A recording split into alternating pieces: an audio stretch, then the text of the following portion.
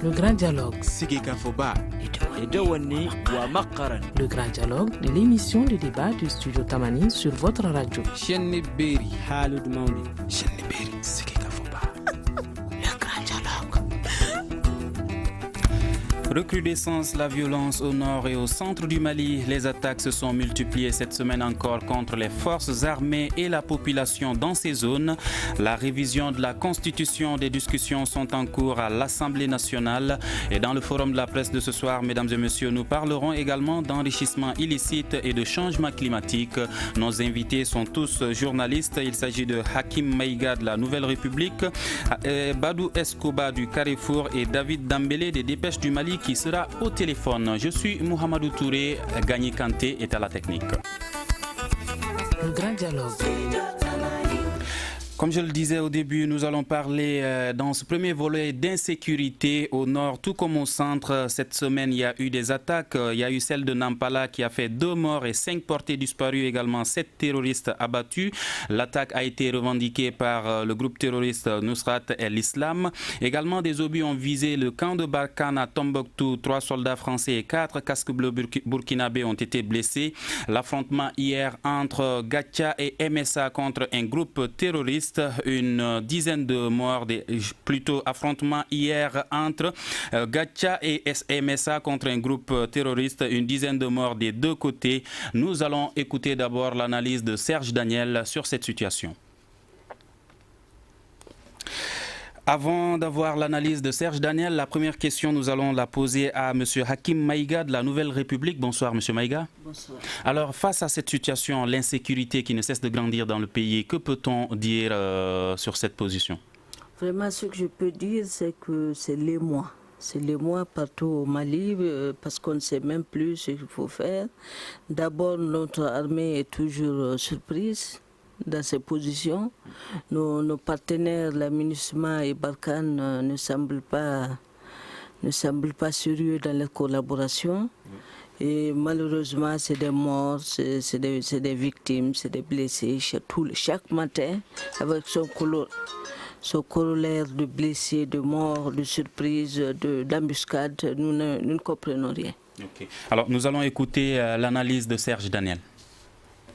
Alors moi je suis tenté de dire que c'est finalement le résultat de l'échec de la politique mise en œuvre pour lutter contre le terrorisme. On sait maintenant, de plus en plus avec précision, que si on connaît les attaques des 6 mois derniers, qu'il y a une coordination assez claire dans les attaques au nord-ouest, au nord-est et au nord. Ils sont tentés de s'installer frontière Mali-Niger, Mali-Burkina, Mali-Mauritanie vers le Ouagadougou, où d'après les sources sécuritaires, ils sont de plus en plus nombreux dans cette zone-là. Donc il y a une stratégie de frontières que les djihadistes sont en train de développer actuellement. La MINUSMA a toute sa place au Mali, c'est inévitable, à mon avis, de méthode. Ensuite, vous avez Barkhane qui a pris la suite de Serval. Le véritable problème, c'est qu'il n'y a pas de stratégie de défense dans le nord du Mali après l'opération Serval. Alors, cette situation, selon Serge Daniel et d'autres observateurs, est le résultat d'un échec dans la stratégie de lutte contre le terrorisme. Monsieur David Dambélé, vous êtes des Dépêches du Mali, vous nous écoutez? Oui, bonsoir. Bonsoir. Alors, êtes-vous d'accord avec Serge Daniel quand il dit que cette situation est un échec, est le résultat d'un échec dans la stratégie de lutte contre le terrorisme? Mais absolument, on se rend à l'évidence que tout ce qui a été arrêté par rapport à ce combat terroriste va à volo au jour le jour et les attaques auxquelles nous assistons sont manifestement la preuve qu'il faut revoir certainement la copie de la lutte antiterroriste. Nous avons l'avantage d'avoir certainement, en plus de nos forces, des forces étrangères. Mais pourquoi le combat n'arrive pas à se tramer à hauteur du souhait? C'est la grande question. Je pense qu'il faut remettre cet aspect de la chose en question et revoir cette copie de la lutte contre le terrorisme au Mali. Merci M. Dambélé. Avant que M. Badou Escoba nous rejoigne, nous allons retourner avec M. Hakim Maïga. Vous l'avez dit tout de suite que l'armée malienne ne cesse de se faire surprendre. Pourquoi, malgré tout cela, elle n'arrive pas à prendre des mesures pour faire sécuriser ce pays? Bon, c'est la question que nous nous posons. Chaque fois, on nous parle de réforme de l'armée, de tous ces programmes pour améliorer nos hommes. Mais malheureusement, on est tout le temps surpris.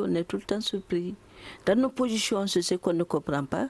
Je ne sais pas, je pense qu'il faut revoir tous ces dispositifs et faire des vraies formations militaires, parce qu'on ne comprend pas. Est-ce qu'à ce stade, on a le temps de former encore ces militaires? Oui, je pense que ça va être difficile parce qu'on est en période de guerre, mais comme on s'interroge, on ne comprend pas ce qui se passe. Après toutes ces formations, on est tout le temps surpris. Alors, est-ce que la MINUSMA ne pourrait pas jouer un rôle dans ce cadre, même si elle ne peut pas attaquer, elle ne peut que réagir, mais en étant cantonnée? Oui, la MINUSMA, nous on a fondé beaucoup d'espoir dans la MINUSMA et à Barkhane à l'époque, mais malheureusement on a l'impression qu'ils ne sont pas sincères dans la collaboration qu'ils doivent nous apporter. Donc vraiment il est temps. Sincère, c'est-à-dire? Sincère, c'est qu'on a l'impression que le rôle qui les est assigné, c'est pas ce qu'ils sont en train de faire sur le terrain. C'est-à-dire, ils attendent toujours, c'est vrai qu'ils ne peuvent pas attaquer, mais il faut défendre. Il faut se défendre quand on est attaqué. Quand vous dites que le rôle qui leur est attribué, ils ne sont pas en train de le jouer sur le terrain. C'est l'impression qu'on a. C'est l'impression qu'on a. Comme quel rôle, par exemple? Parce que le rôle, c'est quand par exemple la MINUSMA et je prends par exemple les grandes villes du Nord, immédiatement quand on vient signaler à la MINUSMA qu'à 5 km de là, il y a déjà des bandits qui ont attaqué, qui sont en train de piller ou qui tuent, ils ne font rien. C'est après coup qu'ils sont là, sur le terrain. Okay. C'est-à-dire jamais dans le feu de l'action. Okay. Alors, Monsieur David Dambélé, est-ce que la MINUSMA peut, dans ces genres de situations, aller réagir quand on dit que la MINUSMA ne peut pas aller attaquer si on lui signale ces genres de situations? Est-ce que son mandat lui permet d'aller réagir? Bon, a priori, non. Son mandat, moi je pense que c'est ça, c'est justement ce mandat qu'il faut revoir et lui donner voilà, toutes les prérogatives d'aller à l'offensive, bon, entre guillemets, parce que, vous savez, sa présence au Mali sous ce mandat est quasiment inopérant. Vous voyez, malgré sa présence, nous assistons à des attaques multiformes dans toutes les facettes, comme si elle n'était pas là. Donc il y a lieu impérativement de revoir ce mandat et de lui permettre d'agir au-delà des prérogatives qu'on lui confie. C'est vrai que Barkhane également n'est pas également déployée uniquement pas pour le Mali, mais est-ce qu'elle ne devrait pas aussi se concentrer dans le nord et le centre du pays à travers ces différentes patrouilles qu'elle mène? Bon, vous voyez que la France a allégé son contingent sur le sol malien, donc il va de soi que peut-être les zones qui sont contrôlées par où Barkhane, la force Barkhane est présente, il va de soi peut-être que d'autres contingents arrivent pour renforcer ce dispositif et occuper d'autres parties du territoire. Mais là n'est pas la question. Je pense que c'est une question d'organisation des forces présentes au Mali et voilà, on a toute cette possibilité de revoir ça et que les choses puissent changer à hauteur du souhait. Alors, Monsieur Hakim Maïga, tout comme la semaine dernière, des écoles et des mairies ont été incendiées cette semaine encore à Yuwaru dans la région de Mopti, ce qui fait que les auteurs de ces actes ne s'intéressent pas seulement aux populations mais également à des structures, des écoles qui doivent permettre aux enfants d'étudier. Que pensez-vous de cette situation? Bon, c'est grave quand on s'attaque à des institutions comme des écoles. C'est très grave. Et je pense que dans cette région, à un moment, il y a eu une levée de boucliers des ressortissants de cette zone qui disaient de ne pas faire l'amalgame. Mais il faudrait quand même, puisqu'on n'arrive pas à identifier l'assaillant, il faut quand même permettre à l'armée de faire tout son travail pour un premier temps. Certains observateurs pensent que l'objectif est également d'empêcher les élèves d'aller étudier pour comprendre ces choses et pouvoir éviter de rentrer dans cette radicalisation. Donc leur objectif, c'est de les empêcher d'aller à l'école pour pouvoir les accueillir. Bien sûr, parce que chaque fois qu'ils ont saccagé des écoles, le message qui est véhiculé, c'est qu'ils sont contre l'enseignement occidental. Ils préfèrent que leurs enfants, ils les considèrent comme leurs enfants, étudient le Coran et c'est pratique. Donc, comme vous le dites, l'objectif final, c'est de pouvoir les récupérer, les endoctriner, les récupérer. Monsieur David Dambélé, est-ce qu'il peut y avoir d'autres idées par rapport à cette situation, les écoles et les mairies qui sont incendiées? Oui, c'est vrai. Mon excellent confrère Hakim l'a dit. C'est un combat idéologique et il y a cette volonté affichée de mettre en coupe réglée tout ce qui peut provenir de l'Occident. Voilà, c'est une guerre indirecte, voilà, une guerre des civilisations. Et vu que le Mali est par excellence une terre où voilà, cette civilisation voilà, est vécue sous certaines formes, notamment au niveau de la sphère éducative. Et donc c'est vraiment un combat très affiché pour contrecarrer cette dynamique. Les 2 semaines précédentes, il y a certains observateurs qui pensaient que ces actes étaient faits pour montrer à la France, parce qu'il y avait la visite d'Emmanuel Macron, qu'ils existent, ces groupes terroristes. Est-ce que cette fois-ci, c'est toujours le cas ou c'est juste des actes terroristes qui vont se multiplier et qui resteront en cours si des mesures ne sont pas prises? Bien évidemment, la prise de mesures s'avère plus qu'urgente.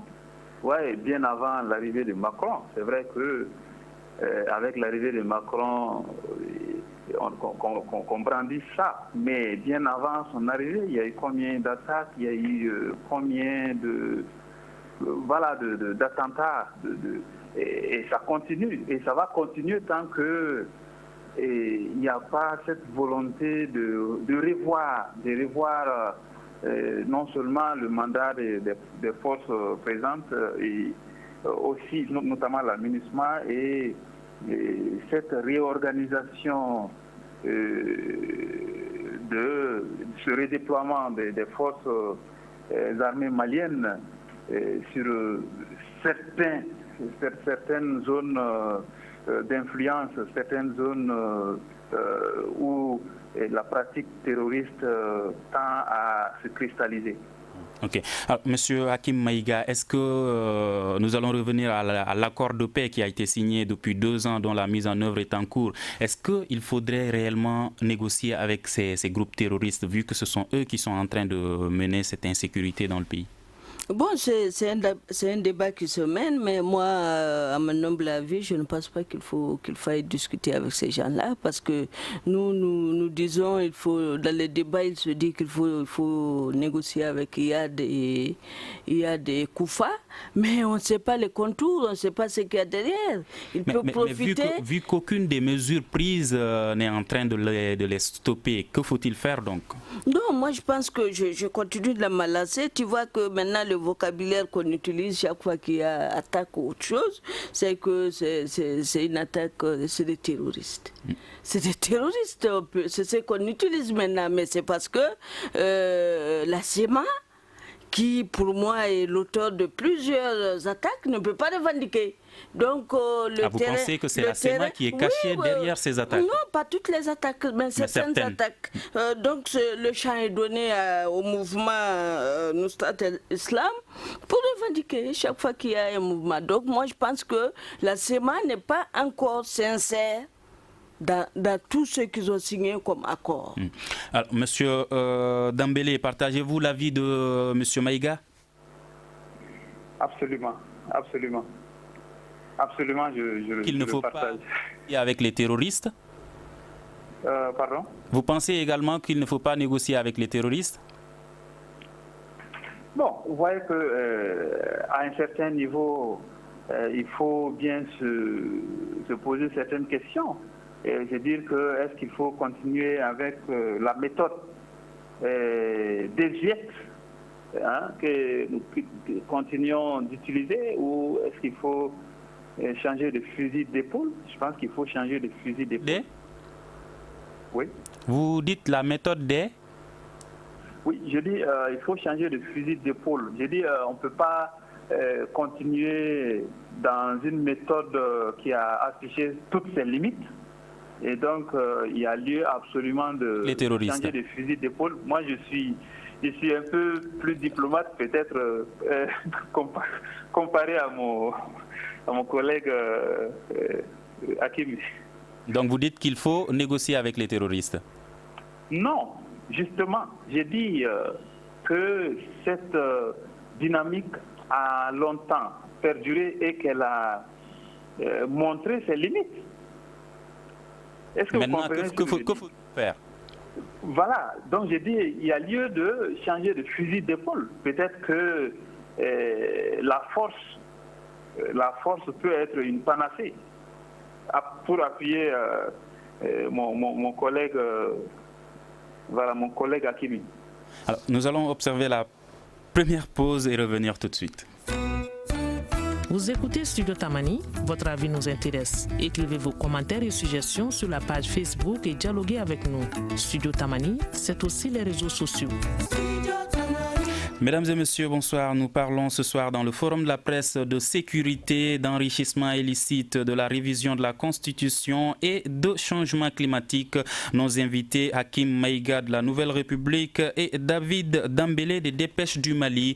Monsieur Maïga, vous vouliez la parole toujours par rapport à la sécurité? Oui, par rapport au fait de négocier ou pas avec IAD et autres. Oui, si c'était IAD seulement et Koufa avec les quelques Maliens qu'on sait avec eux, mais on ne maîtrise pas. C'est tous les terroristes du monde qui sont avec ces gens-là. Donc si on ouvre la brèche pour que ceci entre, c'est fini pour le Mali. Donc pour le moment, il faut étudier, il faut maîtriser les contours pour évoquer quoi que ce soit. Okay. Sinon, tel quel, il ne faut jamais signer avec ces... Il ne faut pas dialoguer avec ces gens-là. Alors, nous allons aborder le second sujet de ce débat. Il s'agit de la révision de la Constitution. Les débats sont en cours à l'Assemblée nationale. Mais il semblerait que dans la Constitution, il est dit que quand la souveraineté de l'État est menacée, la révision de la Constitution est non envisageable. Pourtant, les débats sont en cours pour, bien sûr, réviser cette Constitution. Qu'en pensez-vous, Monsieur Maïga? Moi, je suis d'accord que c'est pas le moment, c'est pas opportun. C'est pas opportun. Nous sommes en guerre, nous sommes menacés de partition, nous sommes menacés dans nos fondements. Je ne vois pas pourquoi on puisse s'entêter à réviser maintenant. Donnons-nous le temps de bouter tous ces apatrides hors de notre pays avant de réfléchir sur tout ça. Surtout que le texte qu'on nous propose même, il n'y a pas consensus autour. Est-ce qu'il y a même quelque chose là-dedans parmi les parties qu'on va réviser? Est-ce qu'il y a une partie qui concerne la stabilité, la paix au Mali? Je ne pense pas. Monsieur Dambélé, est-ce que vous pensez, vous, qu'il y a une partie, parce que on parle de la création d'un Sénat, on parle de la Cour des comptes, on parle de la prestation de serment du président qui ne sera plus fait au niveau de la Cour suprême, mais au niveau de la Cour constitutionnelle. Mais concrètement, qu'est-ce qu'il y a dans cette révision qui va concerner la paix, la stabilité au Mali? Absolument rien. On va vous dire que c'est des réformes institutionnelles, vous voyez, qui ne mentionnent en rien l'enjeu dans lequel nous sommes, l'enjeu sécuritaire. Et encore une fois, c'est vraiment, je me demande souvent où est-ce qu'on va? Où est-ce qu'on va? On dirait qu'il n'y a pas une prise de conscience de la situation dans laquelle nous sommes. et qui doit s'avérer prioritaire. La question sécuritaire, elle est non négociable, elle doit être prioritaire. Et vous voyez que, voilà, quand à partir du centre ou dans les autres régions, on se rend à l'évidence que les priorités ne sont pas prises en main par l'autorité de Bamako. C'est une réalité. Et pendant que le pays brûle par endroits, on s'amuse ici à colmater des choses, à changer des pierres dans le dispositif des textes. Je pense que plus que jamais, c'est une priorité absolue de faire face à l'enjeu sécuritaire que de verser dans des réformes inopérantes et pas urgentes pour le moment. Badou Escobar du Carrefour vient de nous rejoindre, alors nous parlons de la révision de la Constitution. Est-ce qu'en ce moment il n'y a pas une violation de cette Constitution, même quand on parle de révision, alors qu'une partie du territoire malien est occupée par où il n'y a pas de paix? Il s'agit bien de la Constitution du 25 février 1992, si je ne me trompe pas. Tout à fait. Il s'agit de réformer cette Constitution. Je pense que si vous prenez la fourchette février 92, mai 2017, il y a un long temps quand même. Donc, nécessairement, il faut une révision de la Constitution. Mais est-ce que c'est le moment? Bon, je pense que le moment quand même n'est pas opportun. Mais fondamentalement, la révision de cette Constitution, c'est pour l'adapter à l'accord d'Alger.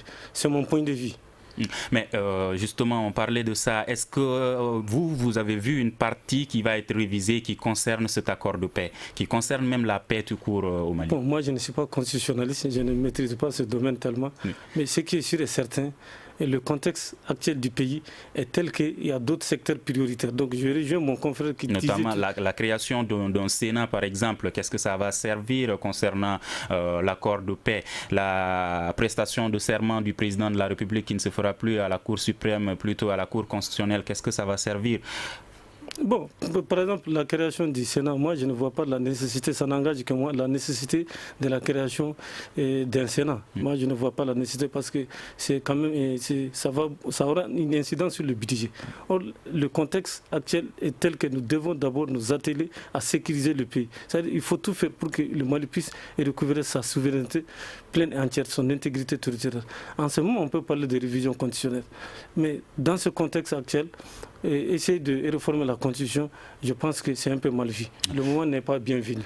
Alors, M. Maïga, vu que pratiquement tout tourne autour du président, est-ce que ce n'est pas un autre mandat, le mandat prochain, qui est en train d'être préparé par rapport à travers cette révision de la Constitution? Bon, en tout cas, je ne comprends pas. Bon, le mandat peut se préparer sans qu'on révise quoi que ce soit. Et je ne comprends pas l'empressement qui est en train de se faire pour refuser coûte que coûte cette Constitution. Ou, comme tu l'as dit, s'il y avait des aspects importants là-dedans qui peuvent nous amener à nous stabiliser, à amener la paix, à nous amener à recouvrer tout notre pays, il n'y a aucun problème. Mais rien de cela, je ne comprends pas. Je ne sais pas ce qui est caché en dessous, mais vraiment, je pense que les Maliens doivent s'opposer. Les Maliens doivent s'opposer à ça parce qu'il y a tellement de priorités. Il y a tellement de priorités que de se focaliser sur ça, je ne vois pas pourquoi. Je ne vois pas, je ne comprends pas. Alors, parlant de nouveaux mandats, parlant d'élections, nous allons écouter l'avis de la population par rapport à l'aide de l'État aux partis politiques. Nous savons que le RPM seulement a reçu à peu près 703 millions de francs CFA. Il se trouve que dans ce pays-là, le financement des partis politiques relève juste l'affaire de quelques individus. Ils encaissent juste l'argent, mais sur le terrain, on ne voit aucun effet. Je ne suis pas contre le financement des partis politiques, mais je veux que l'objectif soit vraiment réalisé. Je trouve ça bien à partir du moment où on est en démocratie, mais j'aurais aimé qu'on crée une banque de démocratie pour financer ces partis. Je pense que l'État a d'autres priorités plus que ça, parce que vu la situation actuelle, il y a d'autres préoccupations telles que l'éducation, Et puis les denrées alimentaires sont plus chères. L'État doit avoir ses côtés au lieu de faire ses financements bidons. Il devait injecter ces 2 milliards dans la formation des jeunes diplômés sans emploi. Je crois que le financement des partis politiques n'a pas eu lieu d'être et ce n'est pas le moment que ça se passe. Vraiment pour le financement des partis politiques, on est contre. Les moyens cherchent à manger et ils sont là pour distribuer de l'argent entre les partis politiques. C'est pas du tout, c'est très chaud dans ces pays-là. Alors, Monsieur Dambélé, est-ce qu'il y a des critères pour partager cette aide entre les différents partis politiques? Quand on voit la somme que RPM, le parti présidentiel, a reçue par rapport aux autres partis, il y a une question qui se pose. Oui, bon, il y a des critères, bien entendu. Les critères fondamentaux, c'est bien sûr la taille de la formation politique en termes de représentativité, en termes d'élus. Et c'est fondamental. Mais bon, l'impact, peut-être la question qu'on peut se poser, c'est l'impact de ce financement public-là. Et vos orateurs, les gens que vous avez, les citoyens interrogés l'ont soulevé. Et ces fonds ne sont pas utilisés à bon escient pour la plupart des cas. Vous voyez que la formation du citoyen vient en amont. Et la formation voilà, de la base des militants, c'est impératif. Je pense que ces partis devraient cerner, se saisir de l'opportunité et de mesurer l'enjeu, toute l'importance de la formation des militants à la base, de la formation du citoyen, la culture de la citoyenneté, c'est très important. Et les partis passent généralement à côté de la plaque par rapport à cet aspect et c'est très regrettable. Monsieur Badou Escoba, que pensez-vous de cette aide de l'État aux partis politiques? Je pense que ça fait partie des chartes des partis politiques. Cette aide de l'État à l'endroit. Mais la répartition? Bon, c'est la répartition qui pose problème. Vous imaginez le RPM qui se taille à lui 700 millions, je pense que c'est un peu trop. On doit vraiment tenir compte des critères bien définis pour pouvoir distribuer le sous. Bon, peut-être qu'on a pris chaque parti en fonction de son poids politique. C'est ça peut-être. Mais est-ce que le poids du RPM vaut ça? Mais le poids du RPM vaut ça parce que c'est le parti au pouvoir. Impérativement, vous savez, au Mali, quand un parti vient au pouvoir, il y a beaucoup de gens qui viennent. Il y a les arrivistes, les opportunistes, donc tout le monde vient. Donc ça gonfle le parti impérativement. Ça gonfle le parti. Mais moi, je trouve que l'aide aux partis politiques, c'est une nécessité parce qu'il faut former les militants à la base. Il faut les faire certains enseignements, tels que le civisme, tels que la citoyenneté.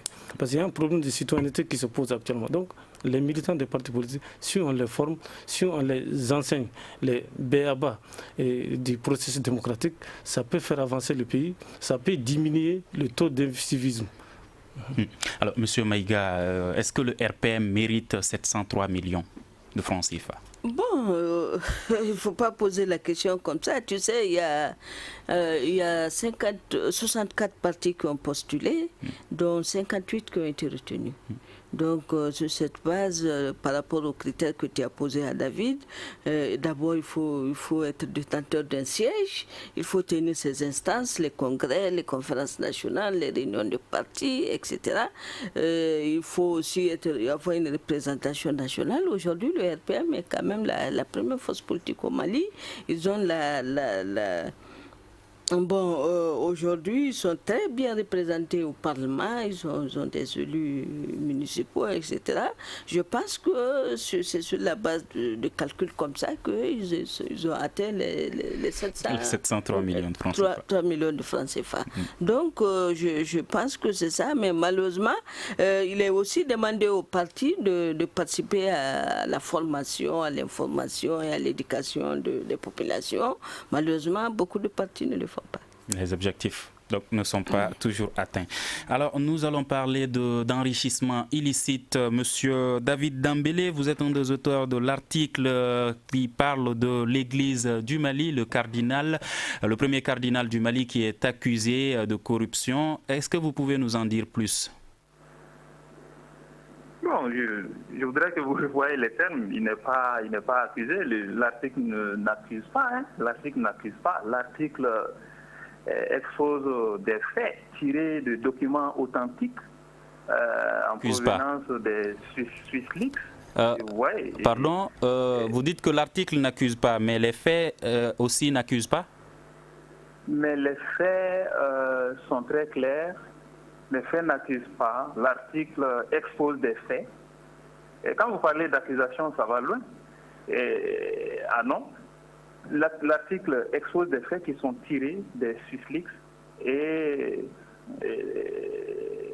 ce qui est très important, c'est que les intéressés étaient attendus sur pas mal de points que l'article a décrits pour qu'ils puissent donner des explications à hauteur de souhait, ce qui n'a pas, à mon sens, été le cas, malgré les communiqués diffusés il y a 2 jours par la conférence épiscopale. Okay. Alors, donc je vais un peu lire les documents de SwissLeaks qui avaient permis de révéler une vaste opération internationale d'évasion fiscale et de blanchiment d'argent qui font état de 7 comptes bancaires de la conférence épiscopale du Mali dans une banque dénommée HSBC à Genève. Monsieur Hakim Maïga, quand M. Dambélé dit que les faits n'accusent pas, est-ce que vous pensez que les faits accusent, vous, dans cet article? Bon, tu sais, dans notre profession, on nous dit toujours de s'en tenir aux faits. Donc, au fait, l'objectif recherché par un journaliste, c'est d'étaler les faits et à chacun de juger. Donc, par rapport à ce sujet, bon, c'est vrai que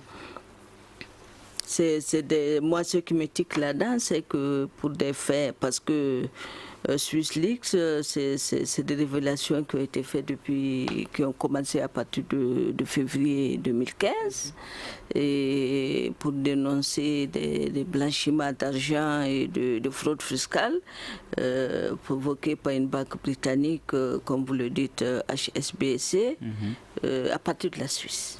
Donc je ne sais pas pourquoi on attend que le monsieur soit promu cardinal pour révéler tout ça. Bon, c'est ça qui me tique, quoi.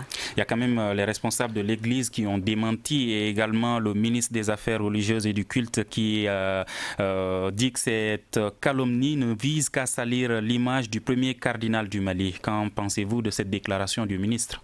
Je pense, de mon point de vue, le ministre a quelque part raison. Parce qu'il ne faut pas jeter le bébé avec l'eau du bain. Ce n'est pas parce que SwissLeaks a dit qu'il y a 7 comptes, etc., qu'on doit immédiatement accuser mon chien Zanzervo. C'est quelqu'un quand même qui est très clair, qui est toujours au-dessus de la mêlée.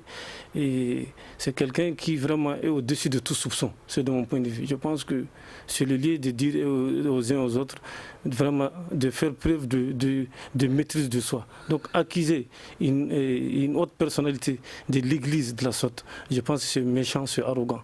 Ça ne se doit pas. De mon point de vue, il n'a aucun compte. C'est un commentaire. Si vous me permettez, dans ce pays-là, il y a un problème. Il faut que je le souligne. Chaque fois, on s'en prend à de hautes personnalités. Souvent, c'est notre faute à nous-mêmes. C'est notre faute à nous-mêmes. Quand nous allons jusqu'à comparer notre président de la République à un âne, vous voyez à quel point c'est grave. Quand on s'en prend à des dignitaires religieux, c'est nous-mêmes qui livrons nos dirigeants, nos religieux à la vindicte populaire. C'est extrêmement grave. C'est pas bon. Il faut qu'on arrête avec ça. Un avis, un commentaire. Réagissez sur la page Facebook de Studio Tamani et restez connectés avec nous. Studio Tamani sur les réseaux sociaux pour vous faire entendre.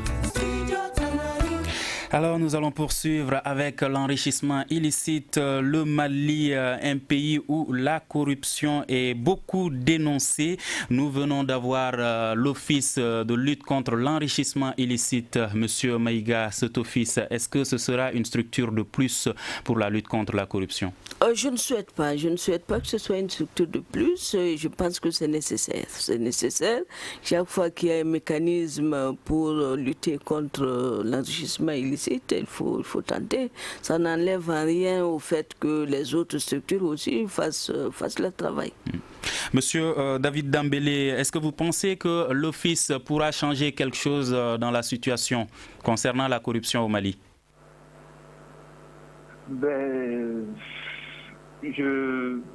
J'anticipe en disant que c'est une structure qui va fonctionner, je ne suis pas divin, mais à la lumière des expériences que nous avons vues. Et je présume que cette structure ne va pas faire de miracle, tout simplement. On a vu comment les autres ont été lancés en grande pompe et des structures dont on ne parle plus désormais, bon, entre guillemets, qui ont affiché toutes leurs limites. Et du coup, je me dis que cette structure-là va couler dans le même caniveau, quoi. Alors, Monsieur Badou Escoba, il y a certains responsables de la société civile, notamment le président de Diogo Nimaya, le professeur Abdoulaye Niang, qui pensent que cette structure, la lutte contre la corruption, était une des promesses du président Ibrahim Boubacar Keïta et que le fait de créer cet office-là, juste à quelques mois des présidentielles, c'est une forme de campagne. Bon, moi, je ne suis pas un homme politique, je ne veux pas verser dans les débats politiques.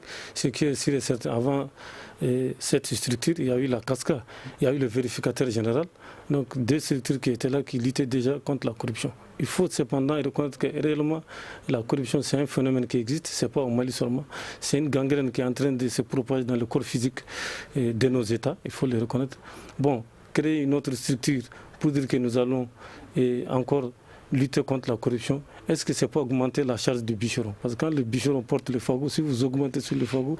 mais quand vous parlez de vérificateur général, je me rappelle, une de ces demandes, c'était que le rapport ne soit pas rangé dans les tiroirs. Mais est-ce que dans les faits, on a vu, comment dirais, quelque chose de concret par rapport bon, on a vu quelque chose de... On a vu quelque chose de concret. Ce qui est sûr, c'est que le vérificateur général a fait son travail. Il a déposé le rapport chez le président de la République, je pense. Et la suite? Et la suite, je crois que les rapports ont été déposés au niveau de la justice. Bon, après, on n'a pas eu de suite. Mais ce qui est probablement, peut-être, il y a eu quelques arrestations, quelques interpellations, on n'en sait pas trop. Est-ce que, espérons, comme M. Maïga l'a dit tout de suite, que l'Office également ne fera pas des rapports qui seront rangés. Alors, nous allons parler maintenant d'environnement. Donald Trump, le président américain, a annoncé ce jeudi la sortie des États-Unis de l'accord de Paris sur le climat, semant la consternation parmi les 194 autres pays signataires. Nous avons vu qu'il y a Emmanuel Macron qui a dénoncé ça, et il y a également Poutine, qui est le président de la Russie, qui a demandé à ceux qu'on négocie avec Donald Trump que c'est seulement ça qui pourrait régler cette situation. Que pensez-vous de cette situation? Bon, vraiment, comme vous le dites, ça a causé vraiment la consternation à travers le monde entier, surtout les défenseurs de l'environnement n'ont rien compris, parce que les États-Unis, c'est quand même une promesse de 3 milliards de dollars pour le fonds vert, et Obama était là, il a pu verser 1 milliard, on attendait les 2 autres milliards qui, avec cette décision, de ne plus venir, alors que ce fonds vert est surtout mis en place pour des pays vulnérables comme l'Afrique. Pour permettre de faire des projets pour lutter contre les effets des changements climatiques. Donc imaginez déjà ces conséquences, ça c'est des conséquences immédiates et auxquelles il faut pallier. Est-ce qu'il faut négocier ou pas? Je pense que bon, vous savez, Donald Trump, c'est quelqu'un comme on était dans les promesses électoralistes, donc c'est des promesses qu'il a fait pendant sa campagne, donc il fallait les respecter, même si dans l'argumentaire ça ne tenait pas du tout, mais il fallait les faire, donc c'est ça. Donc moi je pense qu'il faut négocier avec lui. Comme c'est une promesse, il fallait qu'il fasse ça, mais il faut l'amener, au moins apprendre notre décision. Ça n'est pas quitté complètement. Nous allons justement écouter Ahmed Sékou Diallo, membre du réseau climat de la société civile, qui va nous dire ce qu'il pense de cette décision de Donald Trump, le président américain. Alors, juste avant d'avoir cette réaction de Donald Trump, M. Badou Escobar, est-ce que vous pensez, comme Amadou, M. Maïga, que Donald Trump, en négociant avec lui, il reviendra sur sa décision? Donald Trump, c'est quelqu'un qui est imprévisible. C'est-à-dire, c'est quelqu'un qui est très impulsif. Et il clignote à gauche, il va à droite. Donc, pendant la campagne, effectivement, il a dit qu'une fois venu au pouvoir, il va retirer les États-Unis de la COP 21. Je pense que c'est une très mauvaise chose parce que les États-Unis et la Chine sont les plus grands pays pollueurs au monde. Et le contexte environnemental mondial est tel qu'il faut qu'il revienne sur sa décision. Et je pense que l'opinion publique américaine va le contraindre à revenir sur sa décision. Parce que quand vous voyez les effets du changement climatique, les gaz à effet de serre, c'est extrêmement grave. Donc, le contexte... Notamment pour l'Afrique qui compte des pays en développement. L'Afrique compte les pays en développement. L'Afrique est victime des effets du changement climatique. Oui. Parce que l'Afrique n'est pas un continent pollueur. Mais l'Afrique est plutôt une victime. Voilà. Écoutons Ahmed Sékou Diallo. L'impact de la décision de Trump, président des États-Unis, peut être très négatif par rapport à la mise en œuvre de l'accord de Paris. Ça peut amener d'autres États à dire qu'eux aussi ils sortent de l'accord et qu'ils vont privilégier le développement de leur industrie en oubliant les aspects climat qui menacent le monde entier. C'est aux juristes d'apprécier parce que dans l'accord, il y a un article qui dit carrément que c'est quelque chose de contraignant pour tous les pays. Et dès que tu signes, tu es obligé de mettre en œuvre tes engagements. Les conséquences sur le Mali, c'est lié peut-être au financement parce que les États se sont engagés à mettre un fonds de 100 milliards de dollars au profit des pays en développement pour leur permettre d'assurer la lutte contre le changement climatique. Cela veut dire que les fonds ne seront pas mobilisés. C'est à nous de nous organiser, de compter avec nos moyens de bord. Monsieur David Dambélé, peut-on craindre ce que vient de dire Monsieur Diallo par rapport à la décision d'autres pays de se retirer? Oui, c'est à craindre, absolument. Mais moi, je pense que plus on a beaucoup parlé de ces accords de Paris. Est-ce que les accords de Paris, ce que je continue de m'interroger sur cet accord-là, est-ce qu'il a interrogé un peu sur l'impact des financements alloués aux pays en voie de développement, par exemple, en termes d'impact de ces projets financés et sur le terrain? L'impact, moi je pense que c'est beaucoup plus important pour nous que cette décision des États-Unis de se retirer de cet accord-là. Et peut-être que c'est une décision qui pourrait aussi amener les pays africains à allouer une ligne budgétaire conséquente à l'environnement. Vous voyez que le département de l'environnement est pratiquement le parent pauvre sur le plan du budget. Et je pense que la priorité, en tout cas, c'est d'évaluer déjà l'impact de ces structures qui travaillent sur le terrain dans le cadre de l'environnement. Et moi, je me dis que le bilan est vraiment mitigé, il y a de quoi travailler. Alors, M. Dambélé a profité pour faire le bilan de cet accord. M. Maïga, est-ce que, comme l'a dit tout de suite M. Diallo, désormais, ça doit être chacun pour soi. L'Afrique doit apprendre à se prendre en charge et non compter sur le financement des pays qui sont les pollueurs, même si on est les victimes? Oui, c'est pas écarté, mais je pense qu'il faut, comme je l'ai dit, il faut ramener Trump à la raison.